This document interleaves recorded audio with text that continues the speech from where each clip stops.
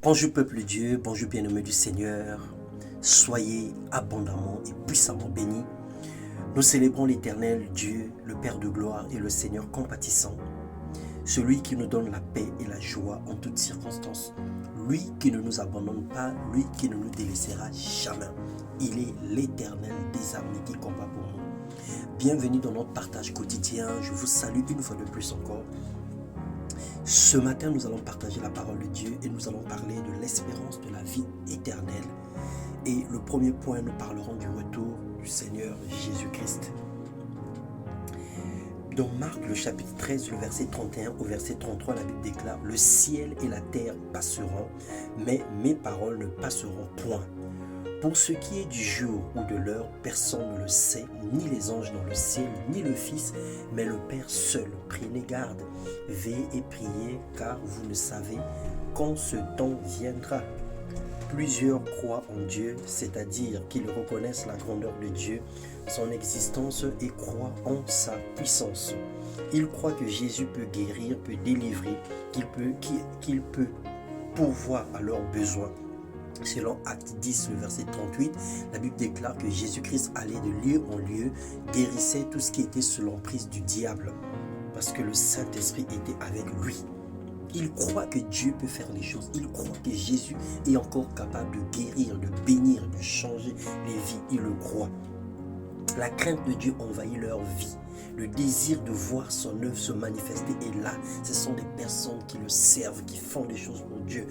Mais malgré tout, nous n'espérons plus au retour de Jésus-Christ. Ça veut dire que malgré tous les miracles, malgré tout ce que nous voyons, malgré sa grâce, sa grandeur, malgré tout ce que nous croyons et attestons de lui, mais nous ne croyons plus qu'il va revenir un jour. Nous pensons que c'est quelque chose de plus tard, ou c'est quelque chose de révolu, ou encore même, j'oserais même dire un mensonge, malgré la foi que nous avons en Christ. Jésus reviendra. Mais plus tard, c'est ce que certains disent. Il y a ceux qui disent encore pas dans cette vie. Simplement parce que le goût de la vie terrestre, le plaisir de la terre nous retient captifs. Le bonheur terrestre est plus important pour eux que le paradis. Si tu dis à un chrétien que Jésus revient bientôt sans effet, je ne me suis pas encore marié, je n'ai pas encore construit, je n'ai pas encore d'enfant, je n'ai pas encore fait ceci, je n'ai pas encore fait cela, alors on repousse même moralement et mentalement le retour de Jésus-Christ parce que nous ne sommes pas rassasiés encore de la vie sur terre. Pour certains, le désir d'accomplir plein de choses pour impressionner Dieu, pour se faire un nom ou une place, pour espérer éteindre notre culpabilité à cause des jours passés dans le monde du péché. Certains se disent que je suis tellement resté païen, j'ai fait de mauvaises choses. Alors pour le peu de temps qui me reste à vivre, il faut que je gagne les âmes, il faut que je construise les églises, il faut que je fasse ceci, il faut que je fasse cela. Comme si le monde dépendait de ces personnes, comme si le monde dépendait de nous exceptionnellement. Nous pensons avoir fait, constaté ou vécu plein de choses et nous voulons que cela change avant notre mort ou le retour de Jésus-Christ. D'autres encore disent qu'il faut qu'il finisse d'abord de faire ce qu'il est en train de faire avant que Jésus-Christ ne revienne.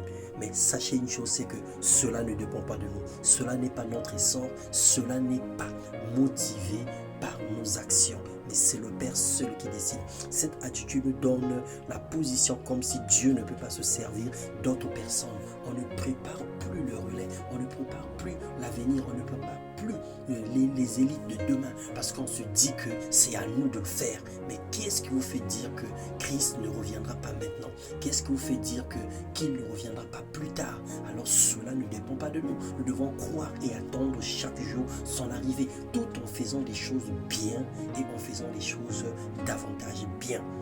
Le jour du Seigneur est proche et Dieu seul est le maître de la moisson.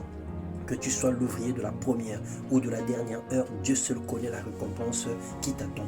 Marchons, travaillons comme si c'était pour la dernière fois que nous sommes en train de le faire. Cela veut simplement dire que nous devons les faire les choses bien, sans attendre le lendemain, sans ramener au lendemain.